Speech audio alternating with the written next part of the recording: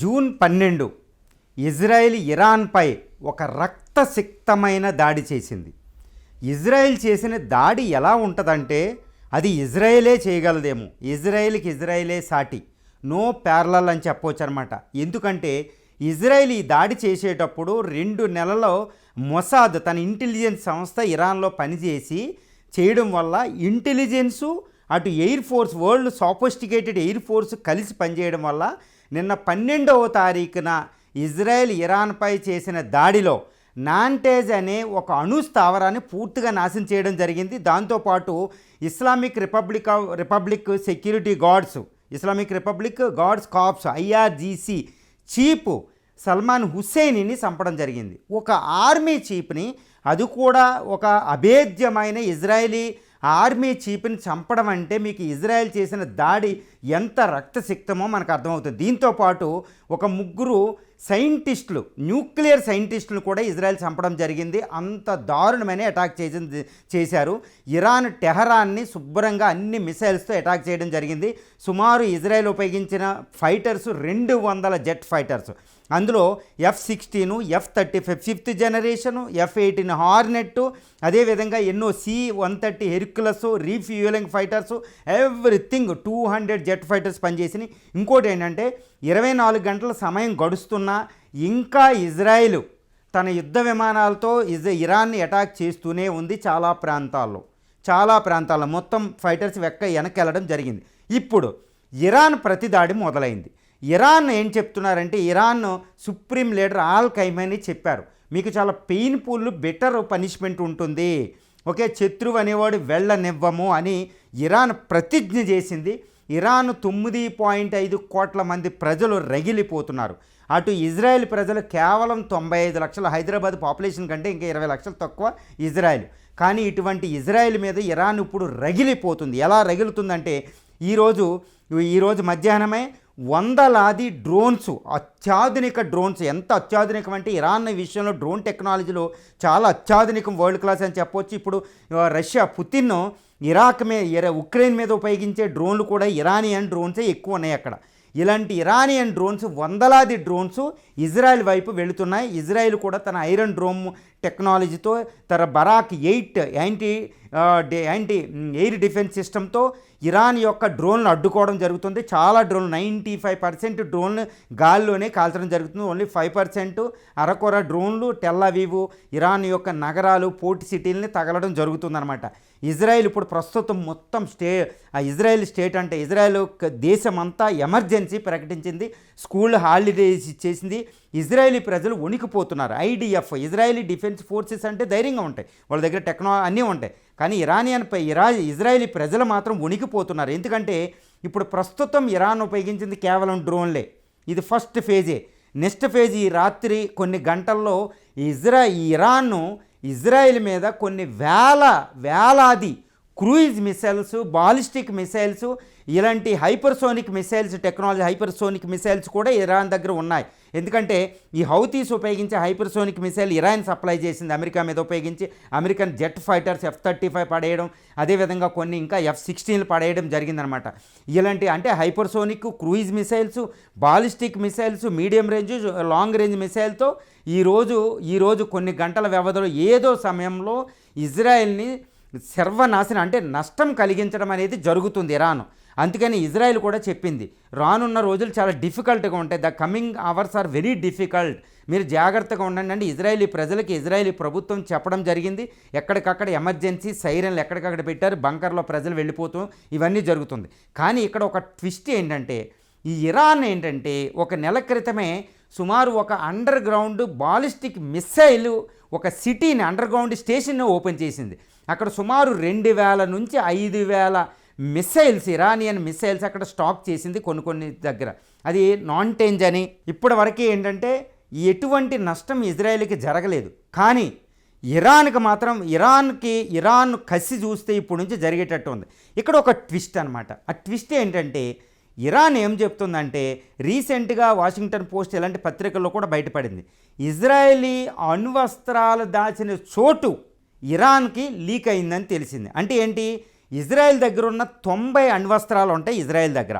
ఇవి ఇజ్రాయెల్ యొక్క భూభాగం కూడా పెద్ద ఎక్కువ కాదు, సుమారు ఒక 10,000 చదరపు కిలోమీటర్లు ఉంటుంది అంతే. ఇజ్రాయెల్ పెద్ద దేశం కాదు, అది ఎడారి ప్రాంతం, పెద్ద పెద్ద పర్వతాలు కూడా ఉండవు. అందువల్ల తప్పనిసరిగా ఇజ్రాయేలీ అణ్వస్త్రాలు అనేది ఒక సైలోస్లో ఉండే అవకాశం ఉంది. అంటే పెద్ద పెద్ద పోల్స్ లాగా తీసేసి లోపల పెడతారన్నమాట, తూరలు లాంటివి పెట్టి, దాన్ని సైలోస్ అంటారు.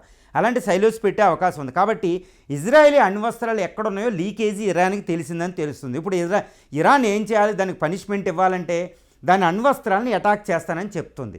మీ అణ్వస్త్రాలను మేము పేల్చేస్తామని చెప్తారు. అంటే ఇజ్రాయెల్లో ఉన్న 90 అణ్వస్త్రాలు పేల్స్తే ఇరాన్కి అణ్వస్త్రం ఎందుకు? ఇప్పుడు ఇది భయపడేది, ప్రపంచం భయపడుతుంది, అమెరికా భయపడుతున్నారు, ట్రంప్ భయపడుతున్నాడు, ఇజ్రాయేలీ ప్రజలు భయపడుతున్నారు. ఎందుకంటే ఈ చిన్న భౌగోళిక ప్రాంతంలో 95 లక్షల జనాభాతో ఉన్న ఇజ్రాయెల్ తన ఐరన్ డ్రోమ్లు అన్నింటినీ ఎక్కడ కాపాడద్ది ఇవి? ఎందుకంటే ఇప్పుడు గత సంవత్సరం ఏప్రిల్ 8 ఇరాన్ ఇజ్రాయెల్ మీద దాడి చేస్తే 200 మిసైల్స్ని ఉపయోగించి 120 డ్రోన్లు ఉపయోగించి చేసిన దాడిలో చాలా వరకు మిసైల్స్ కూడా ఇజ్రాయెల్కి తగలడం జరిగింది. ఐరన్ డ్రోమ్ అక్కడ పనిచేయలేదు కొన్ని సందర్భాలు.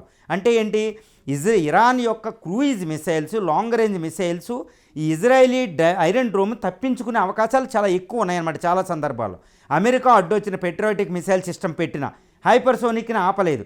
కాబట్టి ఇజ్రాయెల్ కూడా ఇప్పుడు రష్యా కూడా కొన్ని మాలిస్టిక్ మిసైల్స్ ఎట్టి పరిస్థితుల్లో సప్లై చేస్తుంది, ఒరిస్నిక్ ఇలాంటి మిసైల్స్ని. అంటే ఏంటి, ఇరాన్ యొక్క అణ్వస్త్ర స్థావరాలు ఎక్కడున్నాయో అక్కడ ఇరాన్ అటాక్ చేస్తే ఒక క్యాటాస్ట్రోఫిక్ ఇన్సిడెంట్ జరుగుతుందన్నమాట. అంటే ఇజ్రాయెల్ నాశనం అనేది జరుగుతుంది.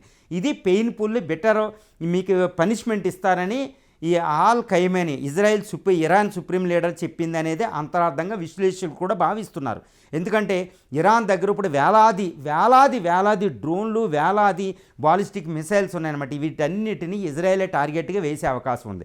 ఇప్పుడు ఇది ఎలా ఉంటే ఇంకా పశ్చిమ ఆసియాలో మిగిలిన పరిస్థితులు చూస్తే, పశ్చిమ ఆసియాలో ప్రస్తుతం మిగిలిన ఇస్లామిక్ దేశాలు ఏవి కూడా ఇటు ఇజ్రాయెల్కి సపోర్ట్ లేదు, ఇటు ఇరాన్కి సపోర్ట్ లేదు. ఇజ్రాయెల్కి వ్యతిరేకంగా మనసులో ఉన్న వాటికి ఎగ్నెస్ట్గా వెళ్ళరు అమెరికాకి. అని ఇరాన్కి వ్యతిరేకంగా వాళ్ళు ముస్లిం దేశాలు వెళ్ళకపోవడమే పెద్ద ఇష్యూ అనమాట. దీంతో పాటు ఇంకో విషయం ఏంటంటే, ఈ జోర్డాన్, అంటే ఇజ్రాయెల్ తమ fighter jets Israeli fighters Iran రావాలంటే మధ్యలో ఇరాక్ని దాటుకోవాలి, జోర్డాన్ దాటాలి, సిరియాని దాటాలి. సిరియా సపోర్ట్ చేస్తుంది, కానీ జోర్డాన్ మా ఎయిర్ స్పేస్ని మేము క్లోజ్ చేస్తున్నాం, మా రావద్దని క్లోజ్ చేసేసింది. అంటే అది ఇటు సిరియా, మెడిటరేనియన్ ఈ సీస్ దాటకాలంటే ఇప్పుడు ఇజ్రాయెలీ ఫోర్సెస్ ఇవి ఎయిర్ క్రాఫ్ట్లు ఇరాన్ దాకా రావాలంటే అంత ఈజీ కాదు. అంటే ఇప్పుడు ఇరాన్ని అటాక్ చేయడానికి తిరుగులేదు, ఇజ్రాయెల్ అటాక్ చేయడానికి రెస్ట్రిక్షన్స్ ఉన్నాయి. కానీ అమెరికా ఇన్వాల్వ్ అయితే అమెరికా మేము లేము అంటుంది. అంటే ప్రస్తుతానికి ఏంటంటే అమెరికా మేము బయటపడిపోమంటుంది, ముస్లిం దేశాలు న్యూట్రల్గా ఉన్నాయి. సో ఇప్పుడు అమెరికా ఏంటంటే ట్రంప్ ఇజ్రాయెల్కి ఎక్కువ నష్టం జరిగితే అమెరికా అనేది పక్కన ఉండదు, తప్పనిసరిగా రంగంలో దిగాలి. అటు అణ్వస్త్రాలు పేల్చినా పెద్ద పెద్ద మిసైల్స్ వెళ్ళి ఇంకా ఐరన్ డ్రోమ్ని పగలగొట్టి వెళ్ళిపోతూ ఉంటే అమెరికా తన యొక్క పెట్రోటిక్ మిసైల్ సిస్టమ్ని ఎయిర్ క్రాఫ్ట్ క్యారియర్స్ని అక్కడ మోహరించి అవి గాలిలో పేల్చే అవకాశం అమెరికా ఉంది. ఏప్రిల్ 8 లాస్ట్ 2024 ఇజ్రాయెల్ మీద జరిగిన దాడిని ఇజ్రాయెల్ కలిపి ఓడించినాయి అప్పుడు జో బైడెన్ ఉండి. ఇప్పుడు కూడా అమెరికా రంగంలో దిగుతుంది. ఒకవేళ అమెరికా రంగంలో దిగితే పరిస్థితి ఏంటి అంటే, చైనా కూడా తన పెట్టుబడులు $400 బిలియన్ పెట్టుబడి పెడుతుంది అక్కడ, తన పెట్టుబడులోనే దాని రక్షణకి ఇరాన్ రక్షణకి దిగే అవకాశం ఉంది. ఇరాన్ రక్షణకి దిగాలి అంటే అవి కొన్ని బాలిస్టిక్ మిసైల్ని, ఎయిర్ డిఫెన్స్ సిస్టమ్ని, పెద్ద పెద్ద ఇన్స్టాలేషను, అధ్యక్షుడి భవనం, ఎందుకంటే ఆర్మీ చీఫ్నే చంపింది ఇజ్రాయెల్. సో అధ్యక్షుడికి రక్షణ లేదు, అధ్యక్షుడికి రక్షణ, ఇవి పెద్ద పెద్ద న్యూక్లియర్ ఇన్స్టాలేషన్కి రక్షణకి S-400 సిస్టమ్ని రష్యా కూడా ఇచ్చే అవకాశం ఉంది. ఎందుకంటే ఇరాన్ రక్షణ చాలా ఇంపార్టెంట్. ఇప్పుడు అక్కడ కాస్పియన్ సీ దాడితే అక్కడ ఉండేది రష్యా, ఉక్రెయిన్లే ఉంటాయి. కాబట్టి ఎట్టి పరిస్థితుల్లో ఇరాన్ రక్షణకి చైనా, ఇటు రష్యాలు, ఇటు ఉత్తర కొరియా లాంటి దేశాలు కూడా అక్కడ దాని రక్షణ క్షేత్రానికి కొన్ని యాంటీ డిఫెన్స్ సిస్టమ్ అని, ఎయిర్ డిఫెన్స్ సిస్టమ్ అని, కొన్ని యొక్క Su-30 Sukhoi 35 Sukhoi 27 MKI, Sukhoi 30 MKI లాంటి ఫైటర్స్ని ఇచ్చే అవకాశం ఉంది. ఎందుకంటే ఇరాన్ చాలా వీక్ అయిపోయింది ఆంక్షల వల్ల.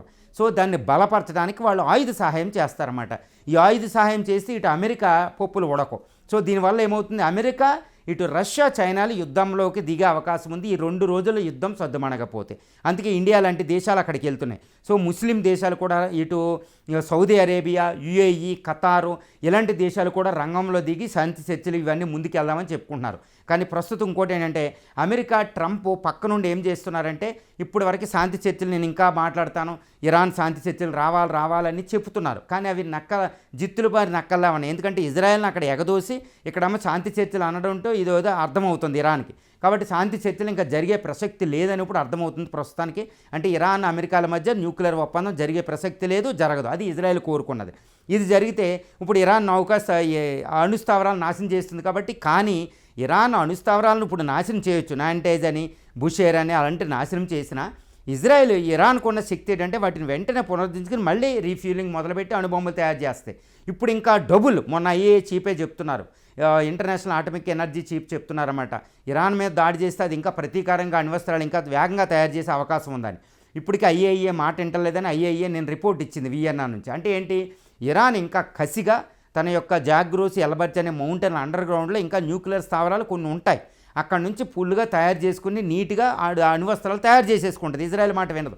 ఎట్టి పరిస్థితుల్లో ఇరాన్ అణ్వస్త్రం తయారు చేసుకుని చేసే పరిస్థితులు ఇక్కడ కూలంకషం కనపడుతుంది. అంటే ఏంటి, ఇప్పుడు ఇజ్రాయెల్ చేసిన దాడి ప్రస్తుతం నాశనం చేసింది, ఇరాన్ని పూర్తిగా నాశనం చేసింది, చాలా వరకు నాశనం చేసింది, రక్తసిక్తం అయిపోయింది. కానీ ఇరాన్ దాడి ఈరోజు జరగబోయే కొన్ని గంటల్లో ఇప్పుడు జరుగుతున్న దాడి మాత్రం ఇజ్రాయెల్కి నష్టం కలిగిద్దనే భావిస్తున్నారు. ఈ నష్టం కలిగిస్తే ఇజ్రాయెల్ ఈ యుద్ధం ఇంకా తీవ్రతరం అవుతుంది. ఇజ్రాయెల్ తరపున అమెరికా, ఇటు ఇరాన్ తరపున చైనా, రష్యాలు వస్తే మాత్రం ఇది 3వ ప్రపంచ యుద్ధానికి దారితీస్తుంది అని అందరూ భయపడుతున్నారు. భారతదేశం కూడా రంగంలో ఉంది, సౌదీ అరేబియా అన్ని రంగంలో ఉన్నాయి. కాబట్టి ఎట్టి పరిస్థితుల్లో యుద్ధం ఆగిద్ది అనే హోప్ఫుల్గా అందరూ ఉంటున్నారు. కానీ ఇక్కడ ప్రజ్వరిల్లే చూస్తే కార్చిచ్చు అంటే లాస్ట్ ఏప్రిల్ 7th డైరెక్ట్గా పోరాడుకున్న ఇరాన్, ఇజ్రాయెల్ మళ్ళీ ఇప్పుడు ఆల్మోస్ట్ సంవత్సరం తర్వాత రెండు కలిసి పోరాడుకుంటున్నాయి. ఈ యుద్ధం ఇంకా ప్రజ్వరిల్లే అవకాశం ఉంది, 2-3 రోజుల్లో ఉందని తెలుస్తుంది. ప్రస్తుతం ఇరాన్ అటాక్ ఇజ్రాయెల్ మీద జరుగుతుంది. ఇజ్రాయెల్ కూడా తన యుద్ధ విమానాలతో ఇంకా ఏమైనా ఉన్నాయో టార్గెట్లు డీల్ చేస్తుంది. అంటే 2 భీకర యుద్ధం, వెస్ట్ ఆసియా అగ్నితో ప్రజ్వరిల్లం అవుతుందని ఇక్కడ మనకు అర్థమవుతుంది.